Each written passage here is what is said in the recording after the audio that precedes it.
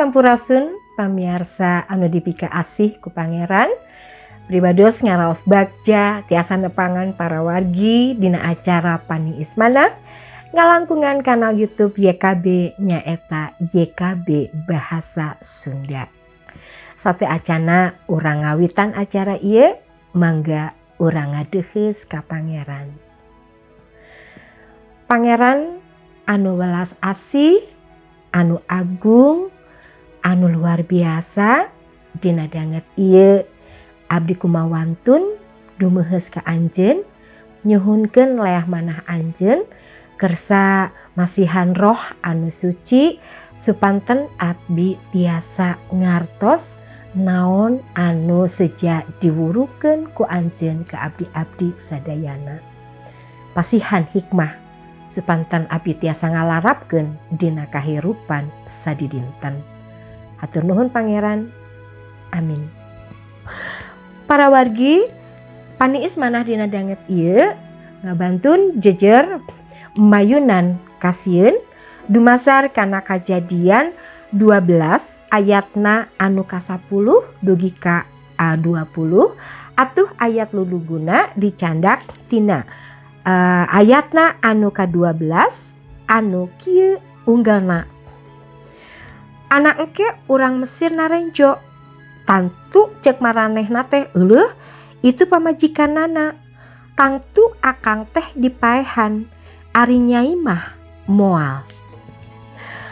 Pamiarsa kacarioskeun dina hiji waktos suasana langit angkeb sora dordar petir jeung guludug pating tembalan nambahan suasana keung jeung pikasieun. Awak Anto jeung Susi lanceukna ngadaregdeg nandakeun kasieun anu pohara. Marta nyaeta indungna langsung nangkep maranehna bari nenangkeun. Ulah sieun ieu mamah pokna. Marta teh randa anjeunna tos dikantunkeun pupusku carogena sataun ka tukang. Asalna mah Marta gimir yang hareupan hirup taya salaki. Tapi pangalaman anjeunna tiasa nenangkeun barudakna dina mangsa yang hareupan dordarna sora petir jeung guludug. Nandakeun yen kehadiran indung bisa mere kakiatan jeung katenangan keur barudakna. Para wargi, bacaan dina danget ieu nyarioskeun yen Abram gagal ngusir rasa sieuna. Dina mangsa paceklik kalaparan aya di mana-mana. Abram ngajak kulawargana ngungsi ka Mesir anu jadi tamu. Sarai bojona Abram teh geulis kawanti-wanti kusabab sieun aya nu nyokot. Abram teh ngajakan Sarai ngabohong ngaku adina. Abram sok sanaos siap bakal nampi loba resikona. Allah teu ngantep. Moal ngantep Abram hirup dina kabohonganana. Mantena ngajait Abram katut kulawargana tina eta kararepet. Para wargi, sapanjang urang hirup kumalandang di dunia ieu pasti mendakan hal anu pikasieun. Nya kagagalan, bencana alam, pasoalan ekonomi sareng sajabina. Rasa kasieun eta teh hal anu wajar. Sami sareng perasaan sejena sapertos urang aya ka isin, ka sedih, atanapi ka ambek. Namun upami urang teu tiasa ngendalikeun rasa sieun eta, hal eta tiasa ngungkung urang anu akhirna naon?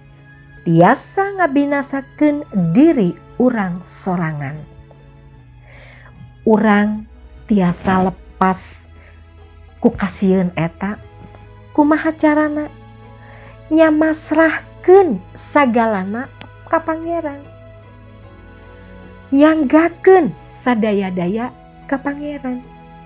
Gumantung sagala rupina ka Pangeran. Nyuhunkeun kakiatan sareng kamampuhan timantena. Pasti kasieun bakal sirna margi anjeunna nyarengan urang masihan katenangan, masihan katentreman. Cak pamirsa, mangga urang ngadeuheus ka Pangeran. Nun Pangeran hatur nuhun dina danget ieu abdi parantos diwurukan ku anjeun.